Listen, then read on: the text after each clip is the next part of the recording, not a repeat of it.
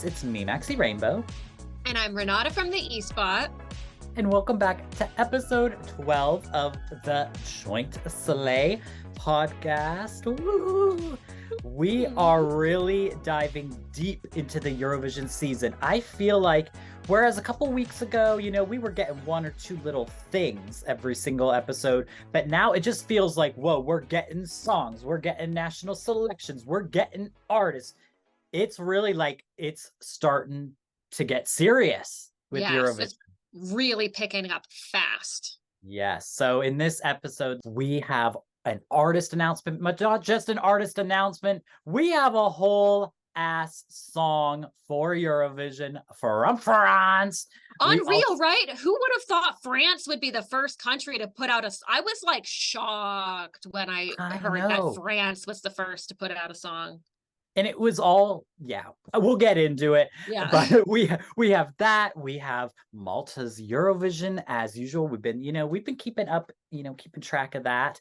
And then also we had some artist announcements from both Spain and Ukraine.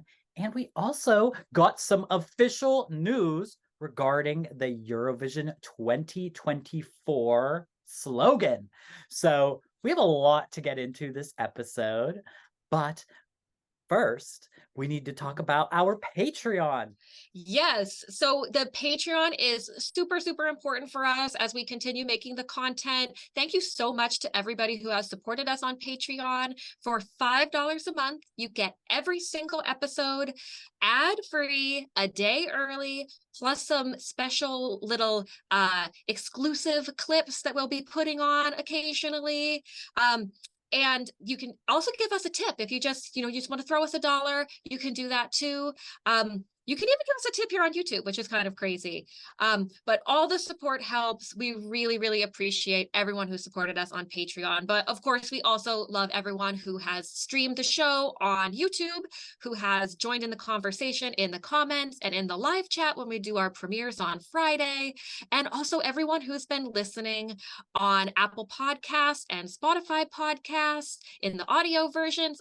Also, thank you so much to you guys too. It really means a lot. Every bit of support helps. Yes, we love you guys. And I appreciate everybody who has been supporting us in this venture. And it's getting really exciting getting into the Eurovision season. And also, I just want to say, I have a job now, which is very exciting, which means we are on track to going to Eurovision. Well, going to Eurovision related events. So I'm very excited. So all these things, we are really gearing up into the season, which is very exciting. But speaking of exciting, there is an exciting event happening next Saturday with Renata. So why don't you give them some information about what's going on? Yes, so a really big event is happening. I am having my birthday on the 25th of November, the day before Junior Eurovision happens. So it's going to be a very busy week for me, busy weekend.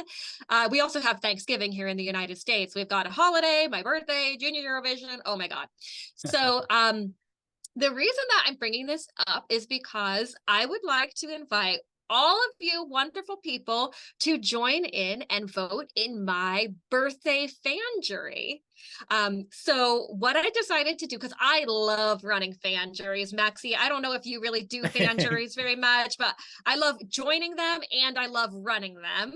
And if people are listening and they're like, what the heck is a fan jury? Basically, it's when somebody or a group of people pick a bunch of songs and then they have other people vote on them in like their own kind of like mini fake Eurovision competition. So what I did for my birthday jury was I went through and I picked a song from all of the participating countries. And I didn't necessarily pick my like most absolute top favorite song, but I just picked a song that I really like because there's some countries I'm like a stan for. So, it's so hard to choose. So I just picked some of my favorites. And so like every country has one song. And then you guys vote doing your Eurovision top 10, 12, 10, 8, and then all the way to 1.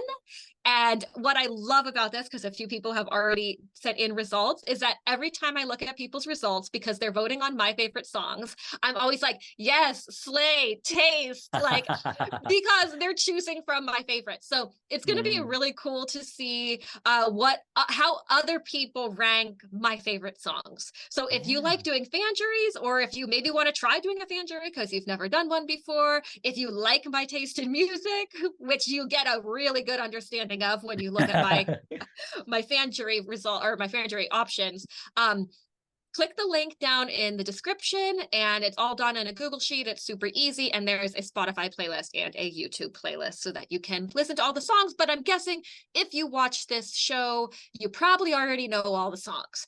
In fact, a lot of people were like, oh, wow, that was so easy. I did it in a minute. I didn't even need the playlist, because everyone knows them. So I would love to have you guys join me on my birthday jury, and the results will be out on my birthday, the 25th of November, and the submissions close on the 22nd, so that I can do the analysis on Thanksgiving when I'm sitting around doing nothing, eating food. Oh. Yeah. Oh my God. So I've never actually ran a fan jury, but I'm excited. I love doing them. I love, because I'm a ranker, so I do love just sitting down, random group of songs. Let me just put together my little list. So it's one from every single country. There's 40 countries. So there were some where I was like, I don't really like, there's not a song that's really exciting for me, or but there's 40 countries. So it is like a full Eurovision. Wow. And they're all songs from when I started watching the contest in 2004. So we're not going farther back in history. We're just doing like my Eurovision era songs. Yes. I always forget you don't really go back in time. I don't really go back in time. I'm in the present moment and look into the future. Yes. Well, I'm excited. I'm excited to see the results. Maybe we'll cover it over here. Yeah. All right. So the first big piece of news that came out, of course, came out Wednesday after we filmed on Tuesday. Always like that. Literally, I was like, oh, great. Like the biggest news of the season so far was that France announced their artist, but not only their artist, the entire song that they are sending to Eurovision for Eurovision 2024. So they announced that Slimane is representing France with his song Mon Amour. And it was just kind of shocking, first and foremost. It was shocking because just immediately they were like, all right, Slimane is representing France. And then BTW later on today, you're getting the song on like the news. Just like that. Yes. So the song translates to My Love.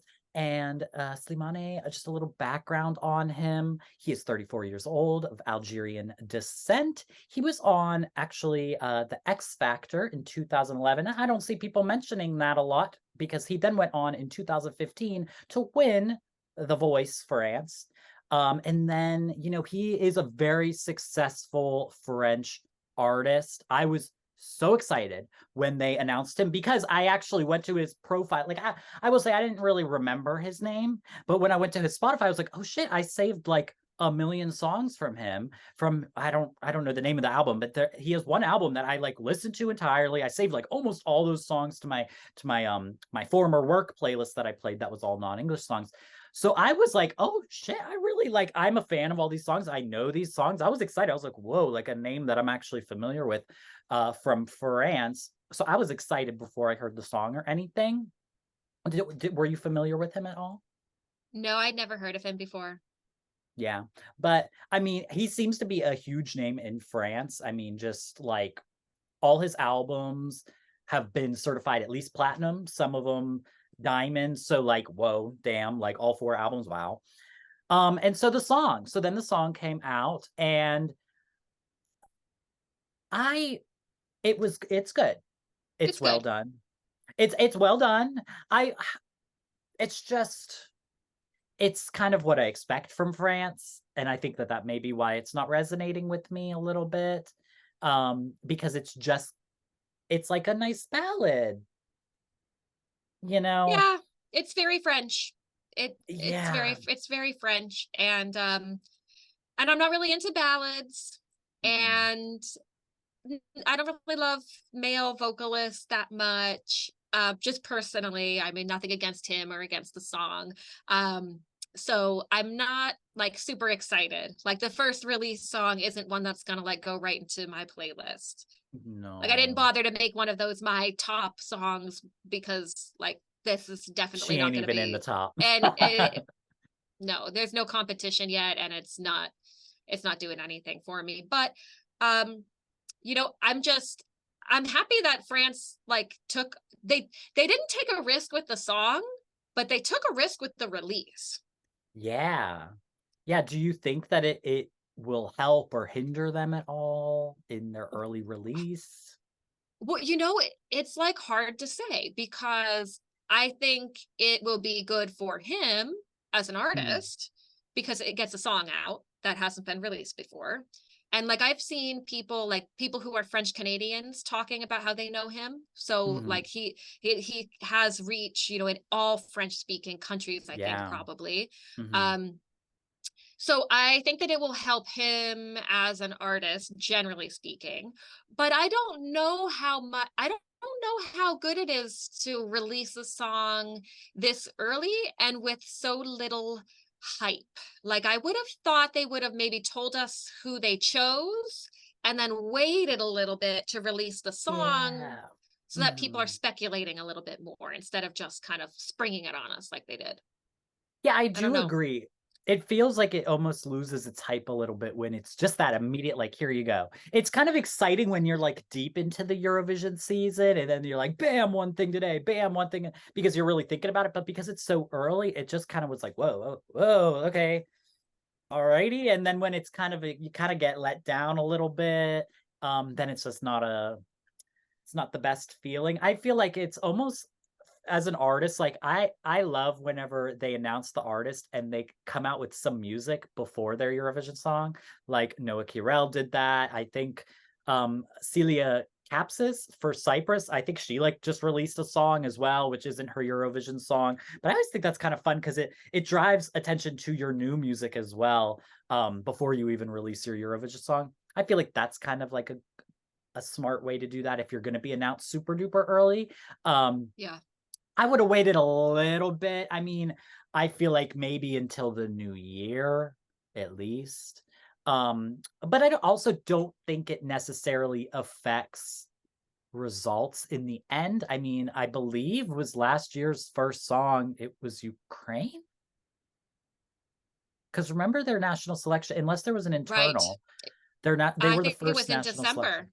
Yeah. So they might have been the first song. They were at least very, very early. And I mean, they did great.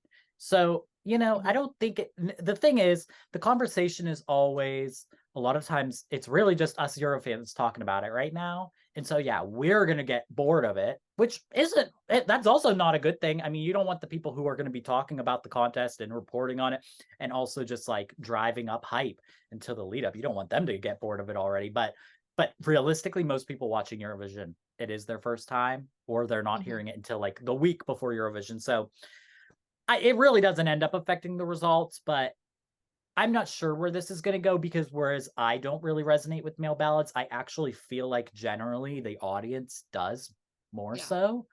Um, because I do see kind of the comparisons in a way to like 𝗤𝗏𝘆 to Marco Yes, Mengoni. And like, definitely. so it could go either way. Like this could get lost, but he's an attractive male singer with like a strong, powerful voice. And like that could really resonate with some people. And maybe he could get top 10. Like it's not a Yeah. bad song to where if it got top 10, like I would be like, oh wow, like that was, he did a great job. I'm sure he's gonna sing it flawlessly. So it's Well, like, that's very true. Like he's not like a question. It's not a Pia Maria situation where nobody knows what she sounds like live. People know that he can sing live. yeah, We know that he's going to be able to pull it off. yeah, exactly. And I mean that's saying something, because there's a lot of people that can't say that. Yeah. So, I mean, overall, though, I am excited. I'm excited for him to go because he seems excited about Eurovision. Like just watching his interviews or whatever, he's excited to represent France, and he's a big name. And I think that France getting to have like big names like that in the French music industry to compete in Eurovision is always a good thing. And it's great to see that there is still like interest from artists in that sense. So, I mean, I love France's national selection as well. I would love for them to bring it back, but I don't know how well they've been. Well, I will say, I mean, 𝗤𝗏𝘆𝘆 came from the selection. It's wishy-washy, Yeah. but you know, I just love their selection, so I would love that to come back. But yeah, so I mean, I'm excited still for France. I'm excited for us to have the first song, and we're actually probably gonna get some more in the next month or so. I I'm think pretty sure. so. So that's kind of crazy to think of. But it seems like everybody in general is shifting a little earlier, because back like a few years ago, it was only Albania until the new year. And Yes. now like we're potentially getting a couple of songs before the new year. So that's kind of it's kind of crazy, but I like that. I like us, if we could spread it out a little bit more, that'd be great. Yeah, oh, I'm not complaining, definitely. And I wonder if maybe part of that strategy is that they've realized in the past few years, especially, that like the pre-party season, it's really intense. It gets really intense really fast. So they want to be able to give the artists time to actually prepare and not just be thrown into the fire. So like anyone who's chosen before the new year, like they have a chance to maybe do a little bit of press ahead of Yeah. time and kind of get their sea legs with it, so that when things really pick up, they're already, you know, they're already chugging along at that point. They already know, you know, what they want to talk about with the press. And I think it might actually be a good strategy, because like you said, you know, it's with Euro fans, we talk about it for months, but most people that watch and vote aren't Euro fans, and they're really hearing the song for the first time. So it's going to be fresh for everyone who watches, even if the song came out in November, December. Yeah, exactly. I mean, well, leading on to another country that is doing things very, very early, we've got the first national selection of the season. Like the first, like, you know, in progress one with Malta. So the third semi-final happened last Friday. And I gotta say, this was a really good semi for us bop lovers, okay? There was like one or two there was like two ballads in this whole lineup. They were like all bops. It was kind of, you know, and some of them were, we got cringe bops, we got girl bops, we got boy bops, we got gay bops, we got I mean, I don't know if they're gay, allegedly. You know, we got all the kinds of bops, and I thought it was really, really good. Some of my favorites were, I really liked Bloodstream. I felt like that was a really good, just solid pop song. I thought her outfit was horrible.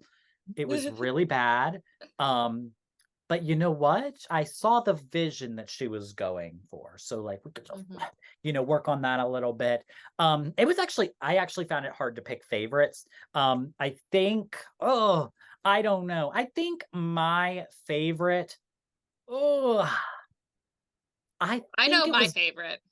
yeah, what was it? Oh, definitely Feather Flight. Really? I really like this one. It reminded me of 𝗫𝗆 from the Spice Girls, her solo Oh, stuff. It felt okay. very like I could imagine 𝗫𝗆 singing that song. So Really? yeah, so it really did something for me. I was into that one. I did really love that one. I mean, she was giving, you know, the Maltese Yzma, and she had a great voice, and I really liked, I did feel like at a certain point, I mean, it was like a, you know, I want to see the full on performance, because I feel like she's giving me the vibes that she would really do something. A little bit of like her little dance, I started to just feel like, okay. But I did really enjoy that. It was one of my favorites. I really, really liked the song from Miguel Bonello, Better Off Alone.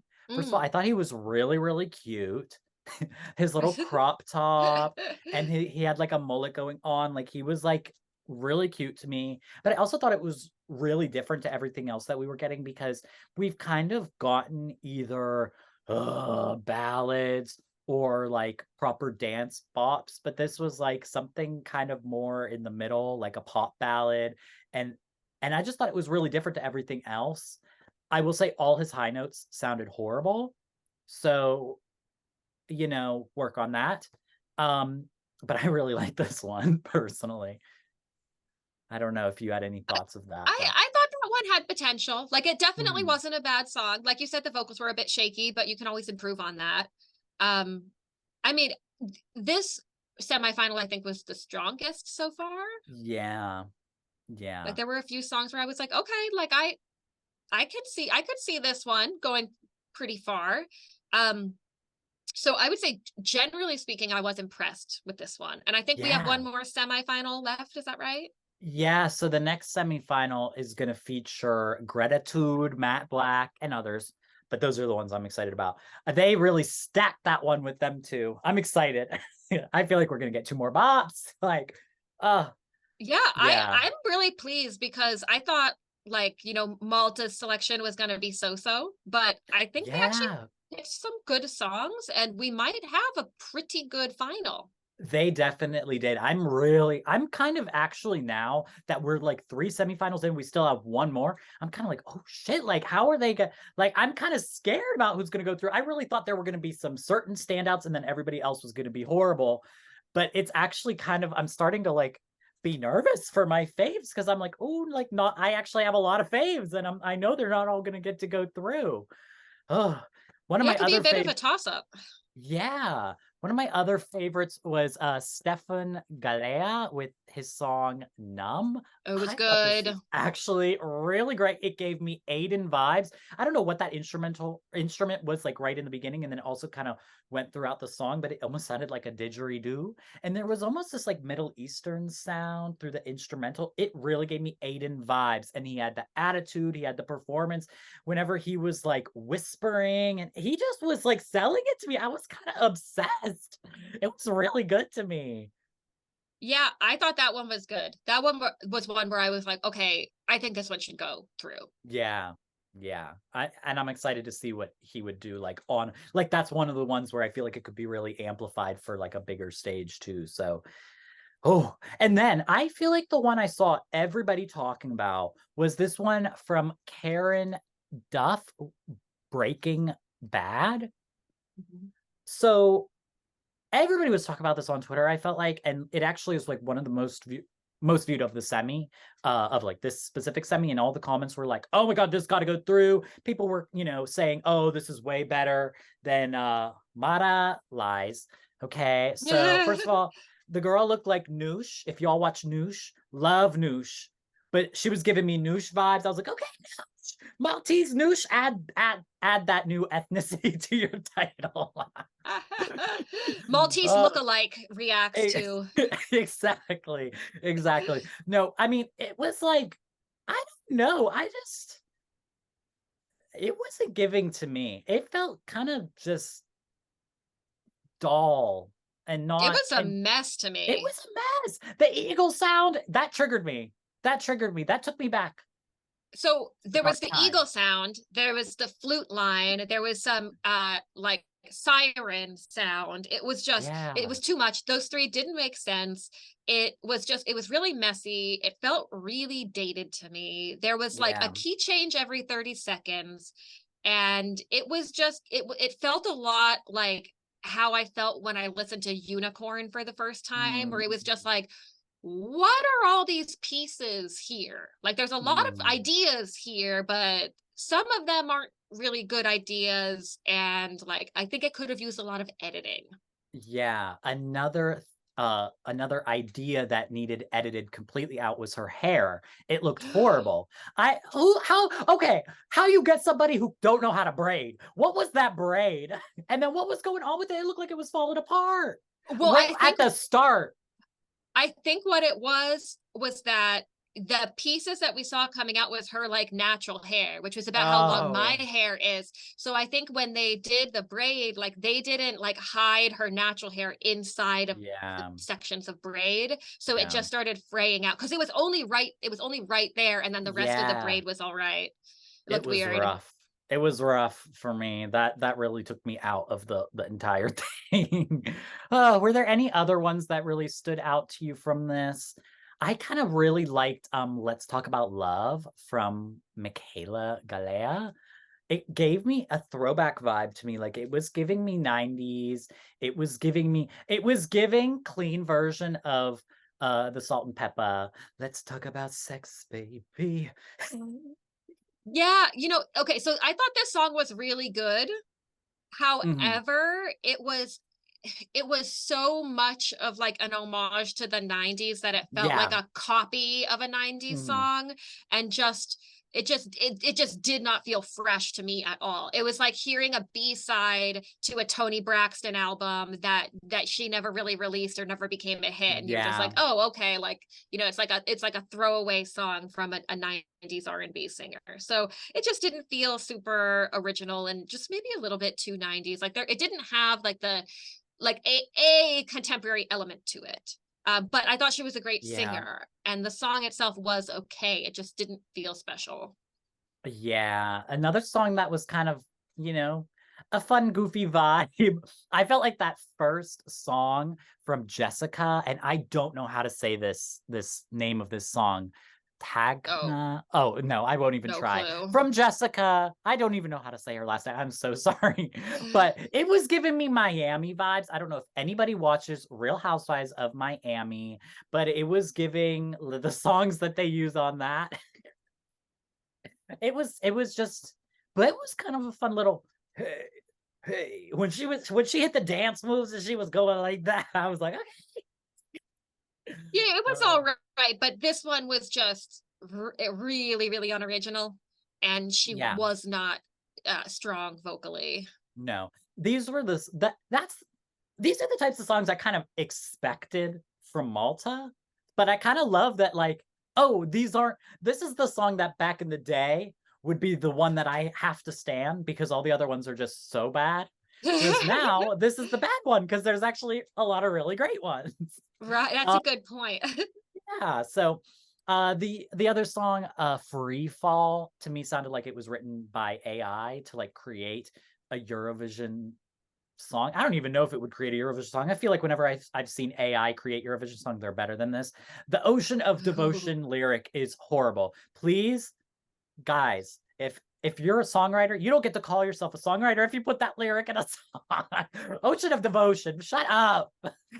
Although, I mean, Laureen's tattoo does rhyme rain and pain. So, I mean, sometimes even good songs can have some weird lyrics. But yeah, I thought this song was like totally forgettable. Like Yeah. I actually last time I only had a chance to like catch like 30-second snippets. It was like the channel surfing version of, listening to songs. But Yeah. I actually listened to all of the songs all the way through this time. But like by the time it was over, like I can't even tell you what it sounded like. So like the other ones I remember, but this one Mhm. just like in one ear and out the other, basically. Yeah. But overall, a really, really good semi, I felt like. And I'm anticipating seeing these results. I'm scared. Truly. I'm scared for my girl. Like, I'm scared for everyone, So but I'm excited. I'm scared, but I'm excited. Oh my God, is Malta going to be the new 𝗣𝗆 where all the great songs get left in the semifinals? That would be a disaster. I mean, I I don't know if we could say they're the new 𝗣𝗆 if 𝗣𝗆 hasn't been able to change their ways yet. I think 𝗣𝗆 is Yeah, still yeah, the true. 𝗣𝗆. Ah, but uh, on with the next national selection news, we got the Vidbir lineup. So speaking of 𝗣𝗆, a favorite, Vidbir is one of my favorite national selections, and I'm sure it is one of yours as well. Yes.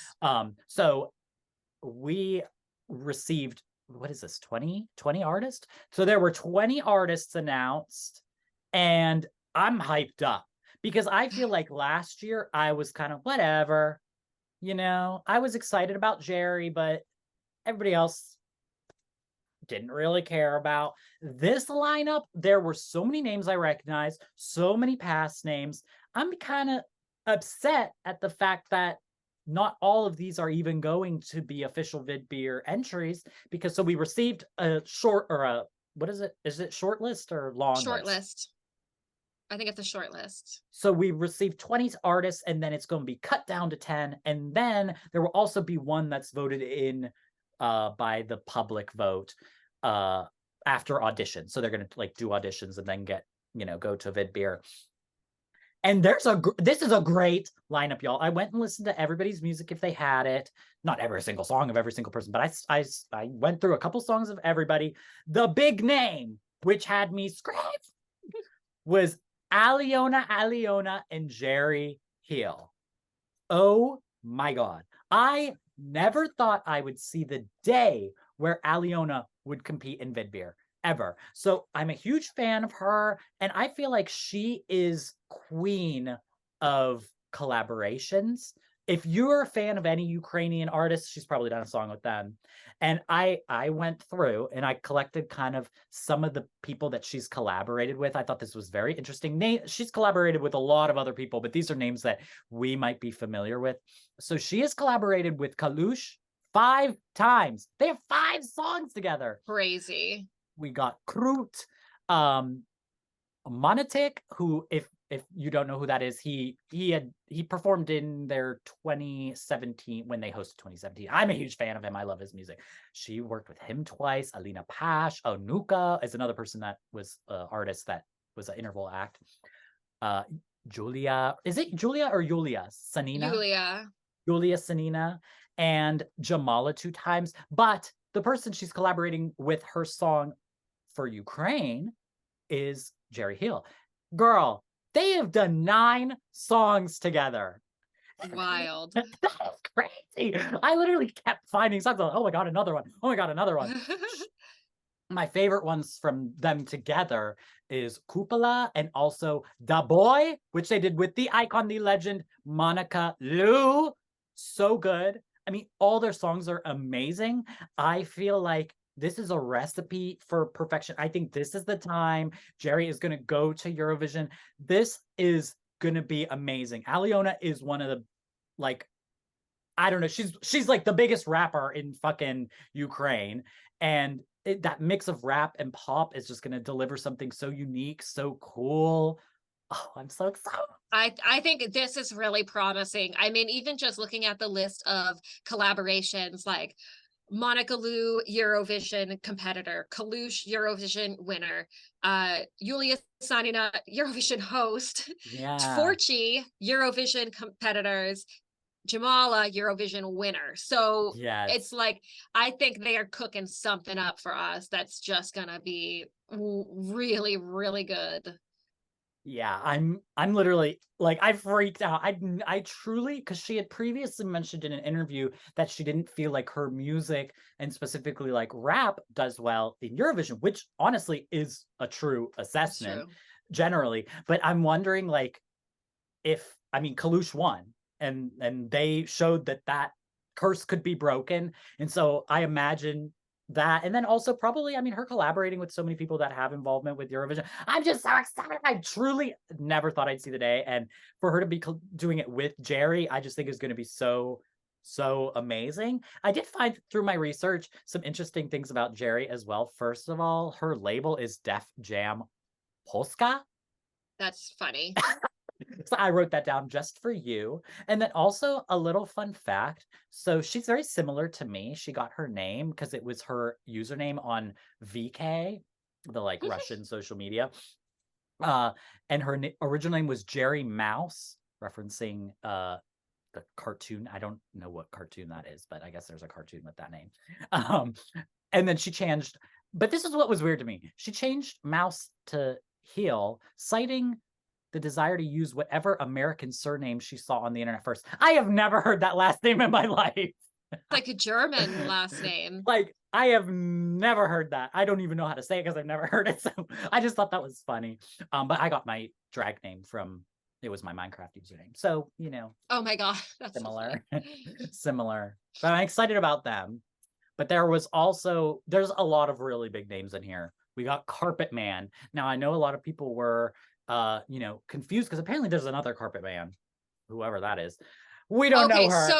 So apparently from what I saw on Twitter, and I forget who said it, but that there's maybe like 4 different guys who are Carpet Man, like the person who competed as Carpet Man in Eurovision, that dancer is not the same as the Carpet Man that it was touring like for the global tour, so that they're like a dance troupe. So like when they can do it or where they can do it, they do it. And then he is someone else.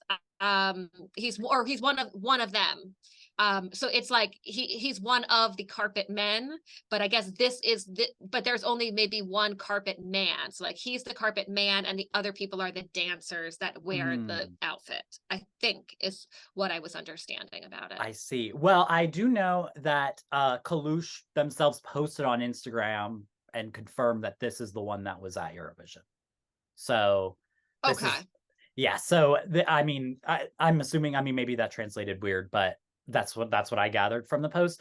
And I was kind of shocked because Carpet Man is I never heard his music. He doesn't have a lot of music, but he has 2 songs out, and I was expecting something hype because he's so hype. But it's actually very like kind of slow, and it has like a twang to it, like a little country vibe to it. It's kind of unexpected. It's very American. And actually what it made me think of was Lil Nas X Old Town Road. That was what came to mind first, with that kind of like twanginess, but it didn't sound country, but it had the twang.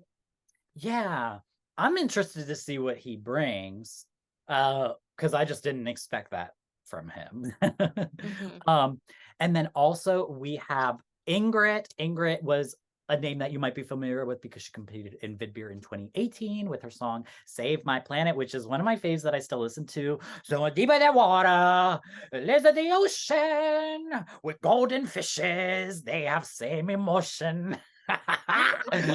I love that song so much.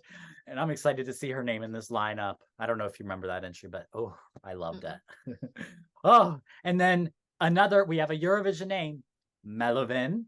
So I'm also very, very excited to see his name in this lineup because I was a huge fan. Actually did an inspired look by his Eurovision entry Under the Ladder last year, which was really slay. It flopped on my social media, so go like it on Instagram. But I don't remember where I saw him. Was he in the Euro Club? I don't know. I think he performed at the Euro Club because I remember seeing him live somewhere. But regardless, I'm excited to see him in this lineup because I don't know, I just loved his entry. I loved his entry in Vidbir before that. He didn't go to Eurovision with Wonder. He also, since Eurovision, came out as bisexual, which means I have a chance. So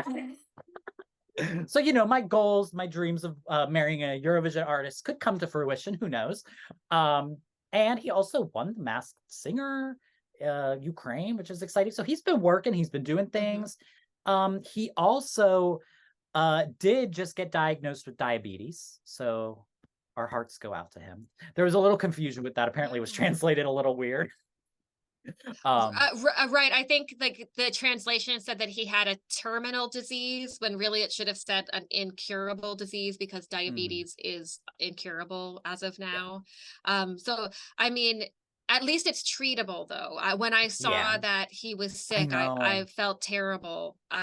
So hopefully that they're getting it under control. I'm sure if anyone diabetic is listening to the channel, they know that there are things that you can do to live a totally normal, healthy life, even with the disease. So I hope that he'll be on that right track and that it's not going to impact his ability to perform and not just to compete, but to continue his career.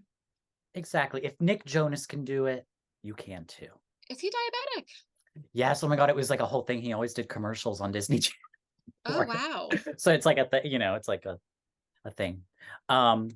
And then also we have 𝗏𝗏𝘆, which is a name that I was not familiar with, but they're one of the names that when I went through everybody's music, they really stood out because they have this one freaking song, Huli Huli, which is like all of their songs though are like ethnic techno EDM bangers, like all of them. And they take you on a journey. They are like really slow and then and then it just like it takes you on a journey. I'm so excited to see what they bring. They're one of those names that I wasn't familiar with, but like now I'm like, hey, they could pull a Chanel. I mean, I guess Chanel. I just meant that in like I didn't know them, and then but I guess Chanel had no music. They have music, but I don't know. I'm excited. I'm excited about them. And then we also have this artist 𝗫𝗍, which doesn't look familiar at first, but they actually competed as a soul in Vidbir 2020 with their song Save It. We're gonna save it. Have no time. Then when is that? No, but great song. Again, one of my favorites of that year. I remember literally in quarantine, like just listening to that non-stop. It was one of my faves. So I'm really excited to see like what they're bringing now.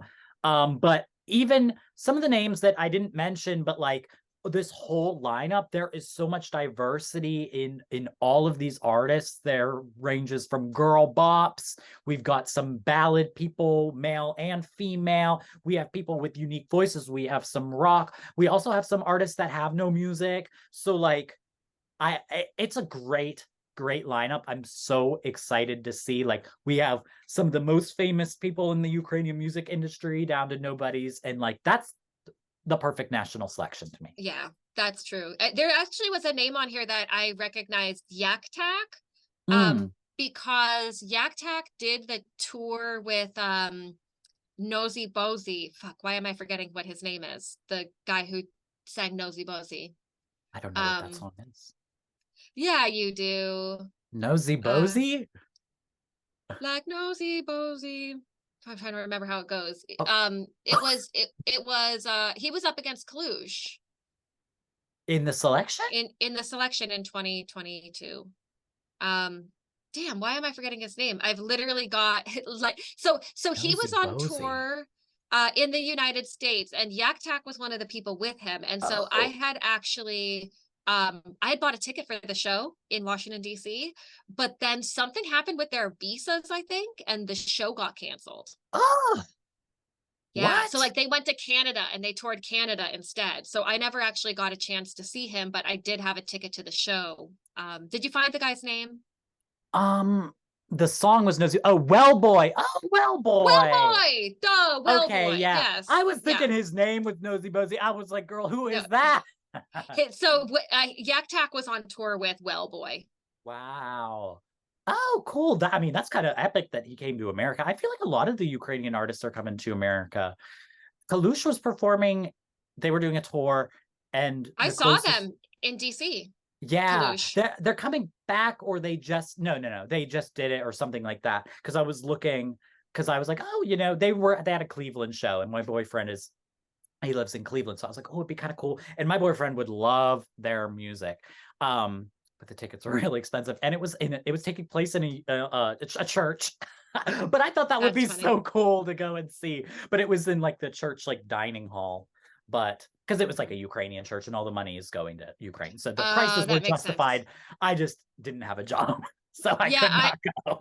I think when I purchased a ticket for the show that got canceled, it was $80, which is a lot. But it was a fundraiser. It was a fundraiser ticket, so that's why. So probably it would have been $40 otherwise, but the extra 40 is for the fundraising. Yeah, and I figure, you know, when artists are coming from all the way over in Europe and they're not like, you know, going to be selling out huge stadiums, you got to make your money.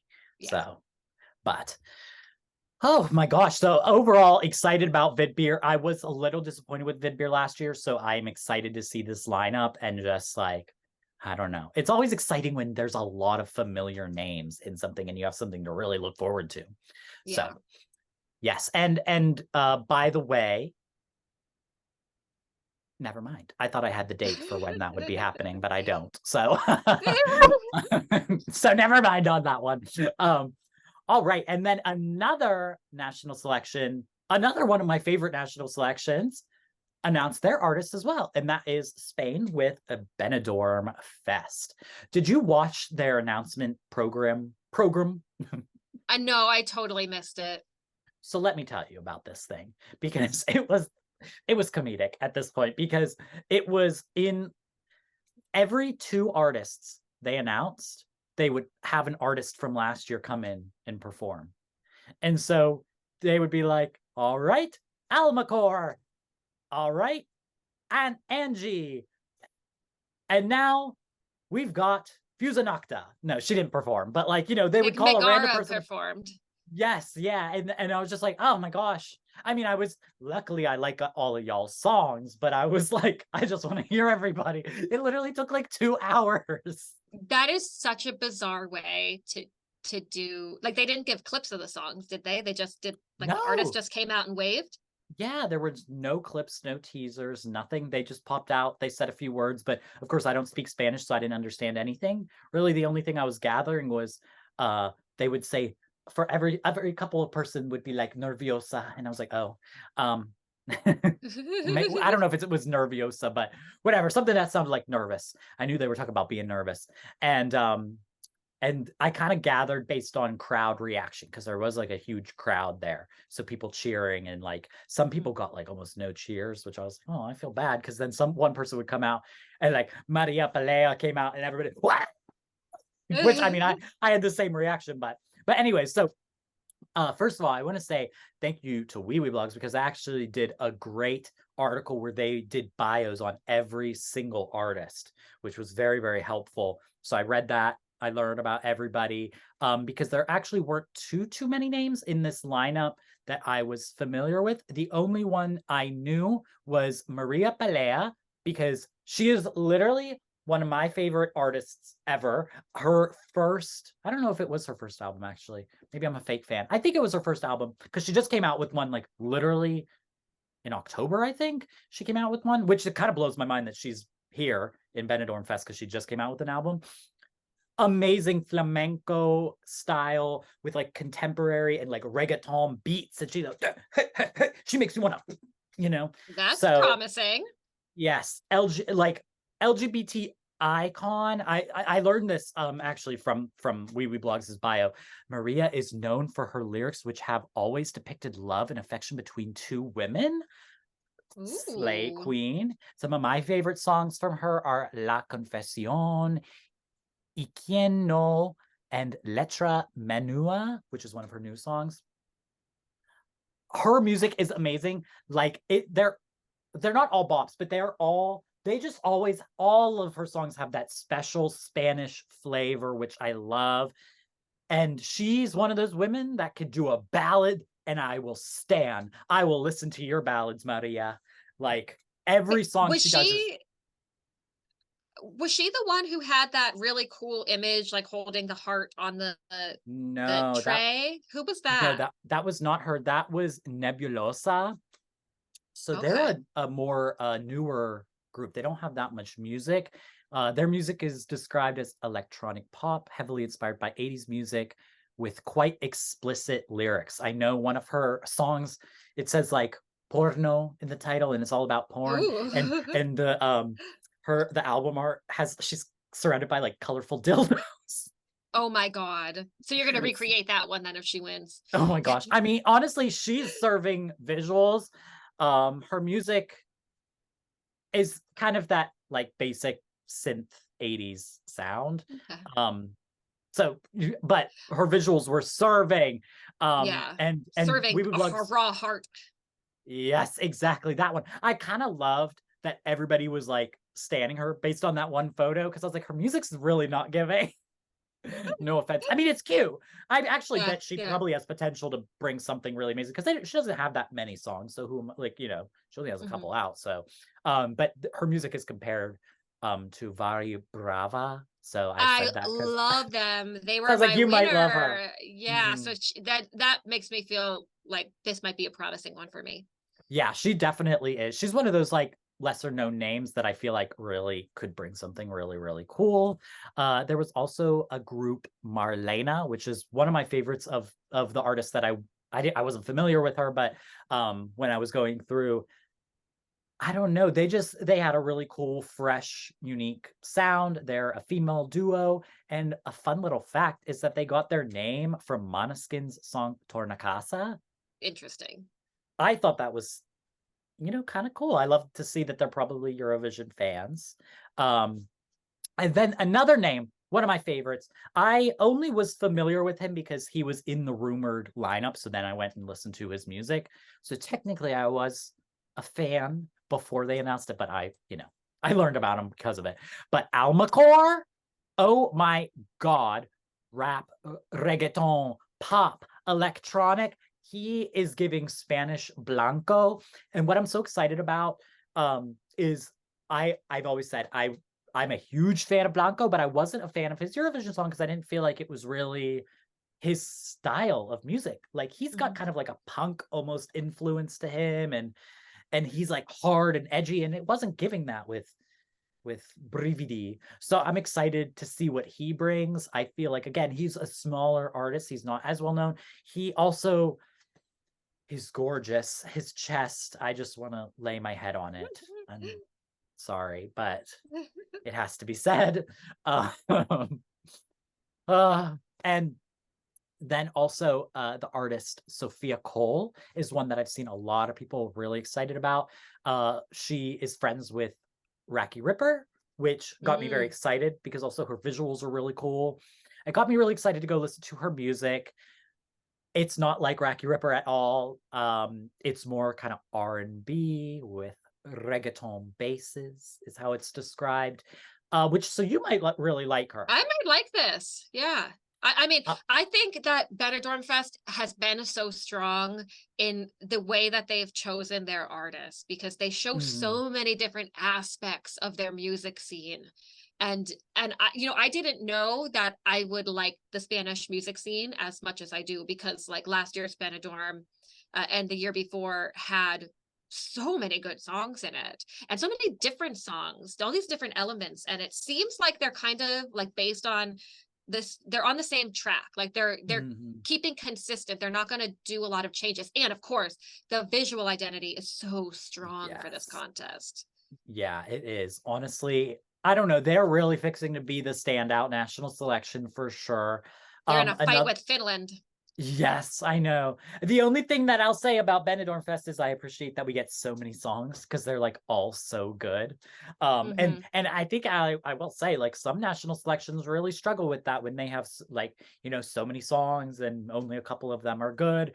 And Benidorm Fest has done really well of pretty much all of the songs being amazing. So, and I think that comes with the fact that they choose such a variety of songs. So like they choose an amazing rock song. I don't really remember many rock songs. 𝗥𝗏𝗆 last year was a great I guess song. so, yeah. I guess so, yeah. So hey, Slay, because I don't even really like rock like that, and they were amazing.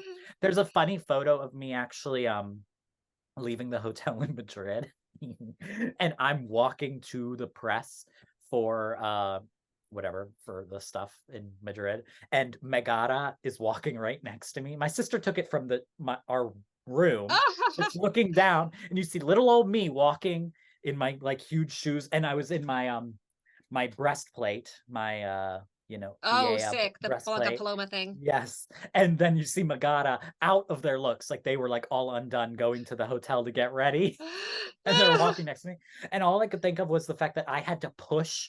That was when I had to push Blanca from Poland out of the way because she was standing in the doorway because there were all these fans crowding the door and to take photos with her, and she was standing in the doorway and I had to get out, so I pushed her because I was like, excuse me, but there were so many people and people just kept walking up to take photos, and then they were blocking, and I was like, I gotta get through. Oh my God, that's such a bad place to be doing that. I know. And then I was like, oh, go into the lobby or go outside, like make a choice, in or out. It's like a cat trying to decide if it wants to be in or out. Exactly. So I was like, oh, good luck to 𝗥𝗏𝗆 getting in because I couldn't even get out. Yeah, but this is just a great lineup. There's, again, just like Vidbir, there's some huge names, some of the biggest names in Spanish music, and then there's also some people that have no music. And I just feel like what I love about Benidorm Fest too is they've made it clear that first year with Chanel, oh my God, and even 𝗏𝗏𝗆, because neither of them were names at all. I mean, 𝗏𝗏𝗆, her first song, her only two songs basically were from Benidorm Fest until she got selected. I think she maybe had a single between, but like they both had no music before they competed in Benidorm Fest, and they both went on to win. And I love a national selection that not only gives those like small artists like a platform, but also they have just as much of a chance to win. Yeah, absolutely. And that's Benidorm Fest, but that's also the Spanish public, because they're not, I kind of love that they've proven that they're not just going to vote for an artist just because they're a big name. Like, you're not just going to win if you're the biggest, you know. So I'm excited. I'm excited about Benidorm Fest. Yeah. Yeah, I can't wait for this one. This is one I watch the semifinal. I'll watch the whole thing. So the last of national selection news is we got a little update from about ESCZ. So that's Czech Republic's national selection. First of all, I'm very excited to see that it's still going on. I'm very excited that Czech Republic is going to Eurovision, and I'm excited they're still keeping with this national selection. And it seems to be like they, every single year, are kind of amplifying it a little bit more. So the big news of this new one is that there's going to be a live audience. That was the big news, which is exciting. So there's literally no info on whether the songs will be heard for the first time, but the show will be happening December 4th. So I don't know if it might be like where last year, how they had the live performance and then the voting started. You know, it might be that we hear the songs for the first time on December 4th and have to vote, which I think is unlikely, because I don't think they have enough viewers to get enough votes for that to make sense. Right. Do we know if will there be online voting? Is it like last year? We don't know for sure, but I'm gonna assume that it's still gonna be that way. So we're gonna have to do a little update on this once we get more news. We got very little information about it yet. But I'm excited because Czech Republic's just been keeping me excited. And again, because of the fact that it's happening on December 4th, it's making me think like, oh my God, are we going to get that song? Like, we could be getting it on December 4th. Like, who knows? So regardless, I'm excited. I'm excited to see what they do. Yeah, bring it on. And hey, my hosting option is still on the table. So well, they're going with the same host as last year. Are they? Yeah, that's what people said. Oh, you know what? The 4th is a Monday. Is it really? It is, because I was just thinking like, wait, I feel like I have a work thing I have to do on the 4th. And I was like, they wouldn't do that on a Monday, but looks like it is a Monday. So that's a bummer for me. I might not be able to watch it live. Yeah. Well. Yeah. Well, regardless, I'm excited. And hey, it's not too late to fire the host and hire me. Yeah, you can get a flight over there in 2 weeks. Yeah, for sure. Oh my gosh. Hello. Well, you know, I'll request off from work. I do have to be back in time for the 13th to go to my court date. But regardless, court date as a witness, not as a defendant. Exactly. Court date as a witness. I should specify that. Me, whenever I told my my new job, I was like, I have to go to court. I was like, oh no, it was for a sex trafficking case. So I was a witness on the right side of history with that one. But anyways, if you would like to be in the audience, though, you can just check out 𝗣𝗆 Blogs. They have all the information of who you need to contact. You have to send an email. It's free. So just email them and let them know that you want to be there. So that's very exciting. These are also the moments where I wish I was European, where I could just pop on over. You know? You just like get on a train or a Ryanair flight and be back the same night. Yeah. Y'all are so lucky for that. Rough out here as an American Euro fan. Exactly. And speaking of rough, for some people, I suppose, there was some news that dropped. And, you know, it's really left people divided. And it is the fact that the slogans, well, it's not that they're gone. It's the fact that the slogan for this year is United by Music. Again, same as last year. And they announced that it will be that permanent, it'll be the permanent slogan, basically, that there will not be, you know, a slogan every single year, which basically since 2003, there has been a new slogan, a new unique slogan for every single contest apart from 2009, which did not have a slogan. So it's a little part of modern Eurovision history that will be lost, but we still do have a slogan, United by Music. And just some statements. So 𝗵𝗆_Edelson, the executive producer. 𝗬𝗆𝘆 the executive producer of the 2024 Eurovision Song Contest for Sweden's SVT, said that BBC's slogan was simply too perfect to let go. They said after Loreen's win in Liverpool last spring, the whole machinery for the Eurovision Song Contest 2024 kicked into action, and pretty soon into the discussion about the slogan arose. We quickly realized that the great slogan chosen by the BBC says exactly what the competition is about, uniting in music, and we saw no reason to change something that sums up the foundation of the entire event so well. They also said it's great that the EBU has also decided that this is the slogan that will be used by all host broadcasters from now on. Right now, we are in the middle of the process of producing the artwork to match the slogan, which will be revealed soon. So that confused me a little bit because I'm like, wait, why does it have to match the slogan? Like, if the slogan's going to be the same every single year, it don't got to match. I would rather represent the country in some way, the host nation, especially if the slogan doesn't get changed. Like, I mean, why would the artwork have to match the slogan? I don't know, but that's their decision. And then also Martin Osterdahl, the executive supervisor of the Eurovision Song Contest, spoke about the continuity in a statement released by the EBU. The Eurovision Song Contest is more than just a song competition. It's a celebration of the power of music to bring people together.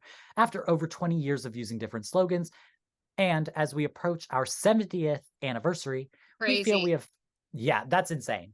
We feel we have found one that truly encapsulates our brand. By establishing a permanent slogan, we will have consistency in our message that music unites us all. It's the perfect slogan to underline our values of inclusivity, equality, universality, and celebrating diversity through music. And then he also said, as the popularity of the Eurovision Song Contest continues to grow around the world, we believe using the same slogan annually will help our brand become even stronger. So, you know, people were really divided on this entire situation on Twitter. And I will be honest, when I first saw it, I was really sad, especially because it was the kind of the first news we got other than the host city. And I was like, oh, I mean, it is kind of a letdown when you see that announcement and you're like, oh my God, we got the slogan. Then you're like, oh, okay. And so I first initially tweeted out, I was like, oh, I'm sad. But then the more I thought about it, I was like, you know what? I'm not going to lie. And as I saw every slogan that they've used throughout history, I was like, honestly, they're kind of right. This is kind of the one slogan where if I had to pick all of them to really represent Eurovision as a whole, this is that is the whole point of Eurovision. It was to unite the European countries following, you know, the war. So I feel like this really does represent what Eurovision is meant to be. So if, you know, now I'm not too upset over it. Yeah, so usually when I start my screen time, I go to Twitter first. But on the day of the announcement, for whatever reason, I went to Instagram first. And the first post was this one from the official Eurovision account. And I was like,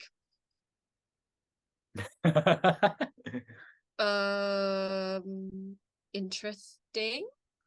Oh, okay. Because they like built it up, you know, like all flashing all of the old ones. And then they say like, oh, we're going to keep united by music. And it was like, oh, I don't know if they needed to like do all that for this announcement, because it did feel like a little bit of a letdown in the moment.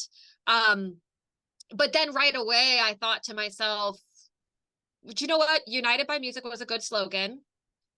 It really matches the spirit of the contest. And my first thought was, it's actually really weird that Eurovision didn't have a consistent slogan, because this is something that most brands have, a consistent slogan that they use for their brand. And looking at the reactions that people had, I know that especially this fandom is very averse to change, which is interesting because it's a lot of young people, and that's typically not what the, you know, the stereotype is about young people. Like young people like change, but at least in the Eurovision context, they don't really, because there's so much like personal stuff wrapped up around the contest, and you know how much of a part of our lives it is. But I always try to keep into focus with Eurovision that it is a TV show. It is a commercial venture. It is the music industry that competes within the show. It's an industry. It's not a public service, even though it's public broadcasters. And even like what you had said, which is kind of like the conventional wisdom of, Eurovision was created to unite Europe through music. Yeah, it was, but there's a real reason that Eurovision was created, and it was to test simulcast technology on television. So, I mean, Eurovision has always been a TV show from the start. It has always been a commercial venture closely tied to the music industry. It is a brand. And I think a lot of people seemed to be feeling a bit of like existential discomfort with the implication that, yes, this is a franchise, this is a brand, it's not a sacred object. And also I don't know if maybe some part of my feelings with the commercial aspect of Eurovision is different from others, because I grew up in a DIY hardcore punk scene. And as I got older, I ended up in the underground free techno scene. I am from like the absolute trenches of anti-commerciality, to the point that when I would tell my friends that I liked Eurovision, like when I was living in Poland and like getting all excited about, oh, Eurovision's happening, oh, I can't wait to watch, they'd be like, what the fuck? They'd be like, I was just with you at that free techno hardcore festival. You were going crazy. They were like, you listen to good music. Why do you give a shit about Eurovision? Like, it's so commercial. It's, it's so mainstream. Like, you like not mainstream stuff. And I'm like, well, I like mainstream stuff too. So for me, because of my background, I always saw Eurovision as being an incredibly mainstream, incredibly commercial thing. So a move like this, like I said, it feels like, wow, what took you so long? Yeah, that's so true. Because I think a lot of people seem to be really scared of, especially I guess with TikTok and all that stuff, and they're scared, like you said, of the kind of the seemingly commercialization of Eurovision, but it always has been. It's just, times change, also the way that things are advertised. Like, why wouldn't you get on TikTok and do a partnership with them when that's the biggest fucking social media platform? And it's also directly tied to the music industry. That is like how all songs chart nowadays. So why wouldn't you have some sort of partnership when you're the biggest music competition in the world? You should probably partner with the biggest, platform that's also causing basically, I don't know, all of the shit that goes on in the music industry now. And I think there's also this totally irrational fear that I feel like people blame America for all these problems with the Eurovision. When all else, they like to blame America, and they like to blame Stig Carlson and Martin Osterdahl. Yeah, like, I mean, I mean, I miss 𝗂𝗄𝘆 too, because he seemed like a G, but like, that things got to change. We got to try something new. They try things and then they don't work and they go back. That's what happened last year with the voting thing.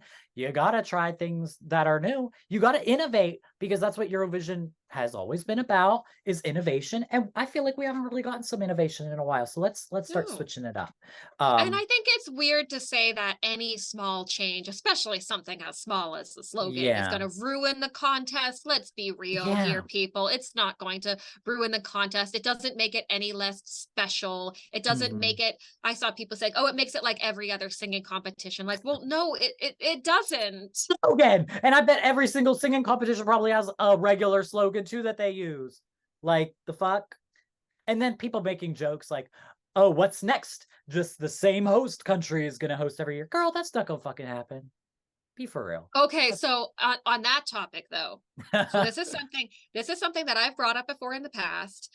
It really pisses people off, but this particular move about choosing United by Music as the brand slogan, and also what they said about specifically inclusivity, equality, and universality is also diversity, is I think that they are looking at predetermined host cities. And the reason that I think that is because, first of all, United by Music, and I said this back when Eurovision was happening, United by Music proved to us that you can host a contest in another country and maintain the identity of the winning country. You don't need to have it hosted in a country. So we had the issue where the hosting couldn't happen in Ukraine. It had to go somewhere else. With Sweden, basically Malmö was the only viable option because I think it was Taylor Swift had Friends Arena. There was a city of 5,000 people who had, places that don't have the infrastructure. And also the costs are out. They're out of control. They're totally insane.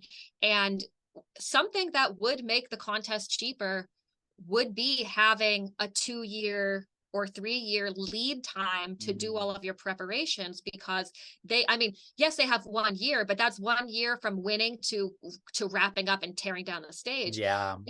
It is very unusual to have a large international competition like this to work on such a short time frame with basically zero lead time. Even that fucking stage in Italy, if they would have had 2 months more, imagine if they would have had 6 months more, they would have found out very early on that the stage wasn't going to work out. That's true. And another thing about the accessibility of the contest, it's a lot of the same broadcasters, because some countries just do better in Eurovision. And if we could get a chance for Eastern Europe to host, because I feel like so much goes into hosting. You need to have you need to have all these pieces that match. You need to have the right arena. You need to have the arena not already booked. People book arenas really far out. This is just my speculation. Oh, people are going to be tearing me up in the comments. I can already feel it. But I do think that they're looking at this because they want to save money. They want the contest to be better. I think the contest will be better if they have predetermined host cities. I do, because they'll have more time. They can be more economical with how they spend their money. They can have security issues won't be as serious because you have more time to think about them.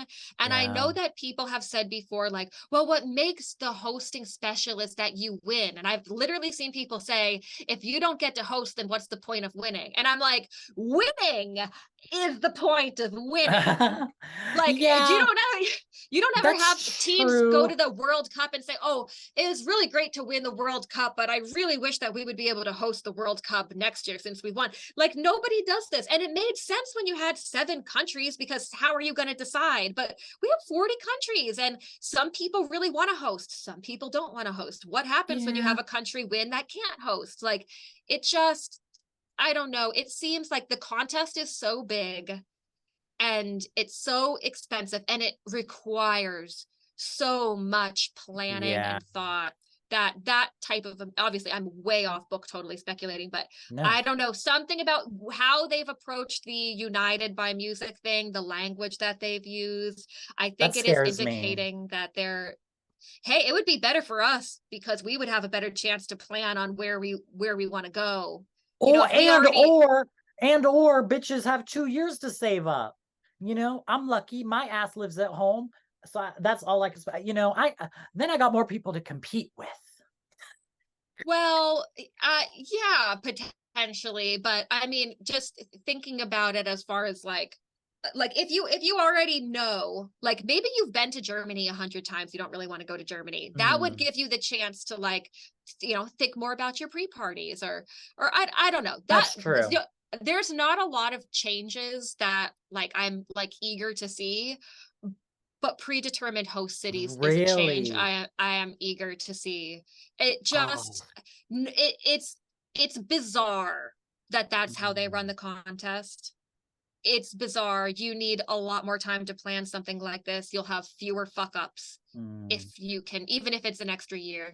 Yeah, I mean, I see the benefits of it, like for them from an organization, like all the points that you made, I like agree with 100%, but I do feel like that would, it would just pain me a little bit inside, just especially as a person who kind of wants to go every single year. And I feel like that's part of the fun for even the lead up to the contest and the contest going on, and like who you're rooting for in the end, because it's also like I'm excited to see who wins, because that says where we're gonna go. Like that's half of my reaction now whenever I'm like sitting there anticipating the results, is like, oh my god, I'm going to Italy. Like that's why I was so fucking excited, because I really wanted to go.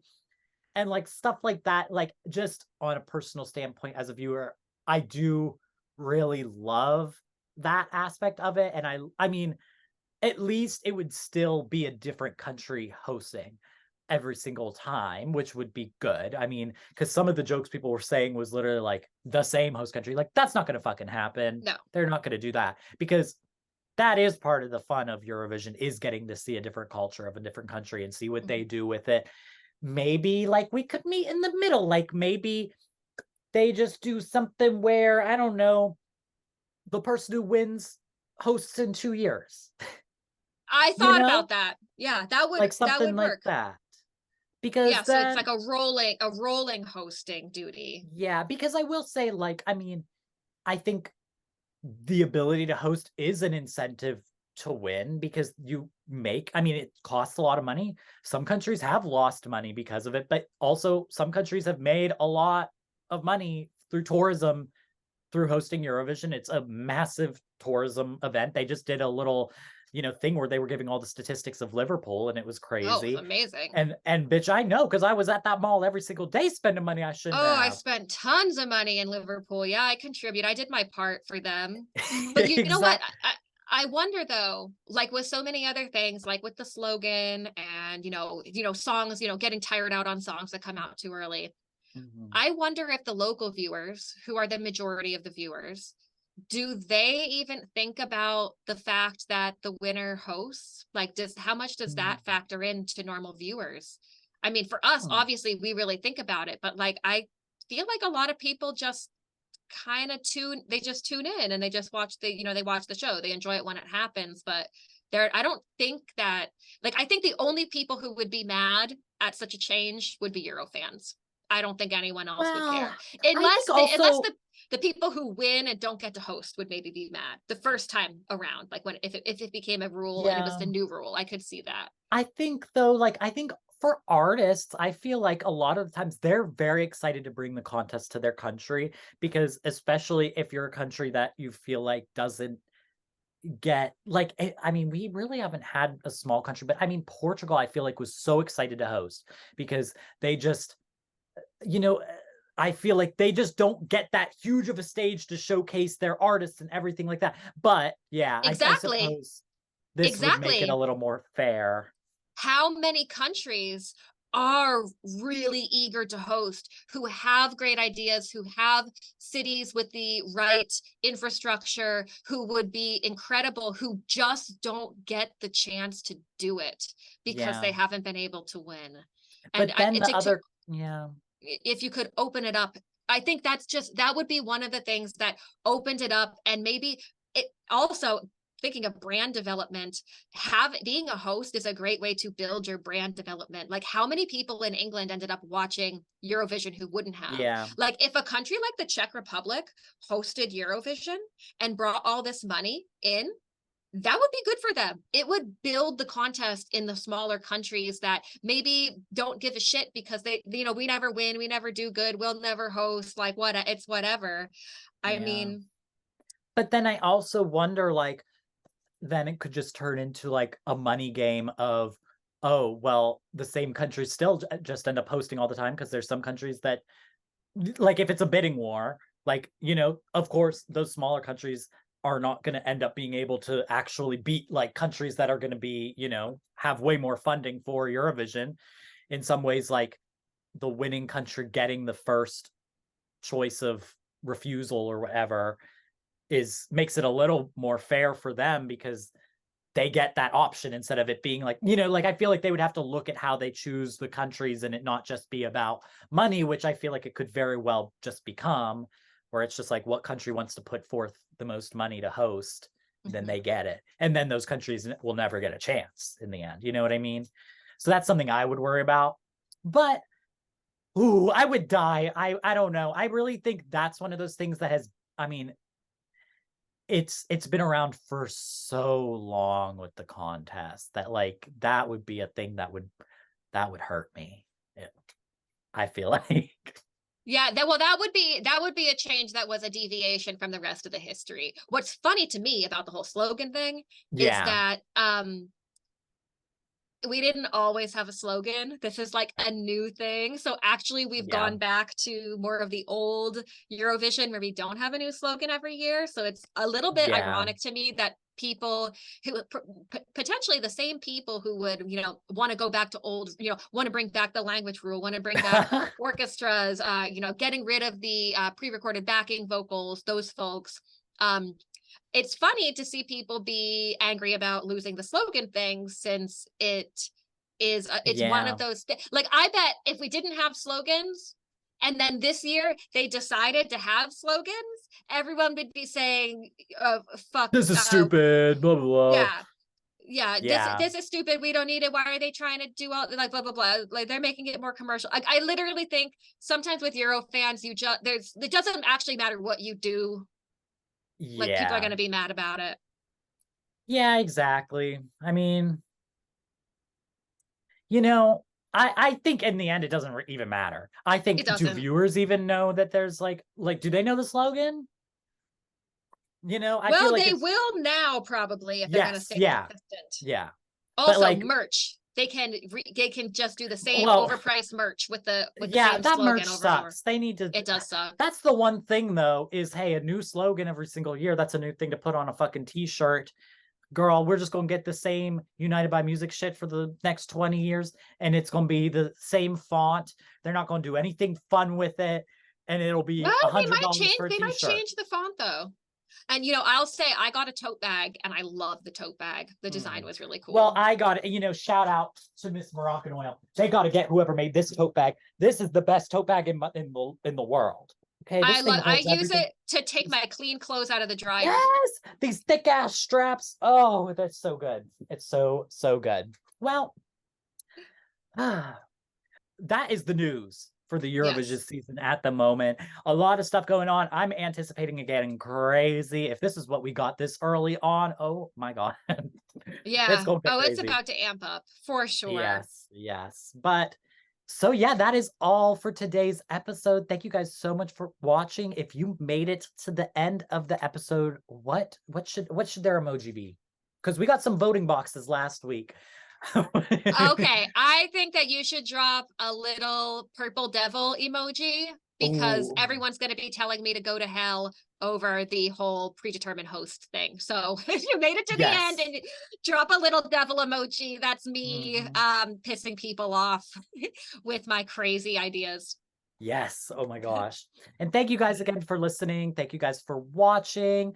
Don't forget, if you want to support us, head over to our Patreon at patreon.com/the 𝗫𝗍 Subscribe over there to get early release and full access to the full length episodes, video, ad-free, all that jazz. Thank you to everyone who supports us over there. Thank you to everyone who supports us here on YouTube. Thank you to everyone who goes and listens and reviews the podcast over on Spotify and Apple Music.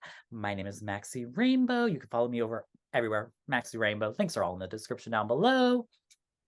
And I'm Renata from the 𝗫𝗇spot. Follow me everywhere at 𝗫𝗇spotpod.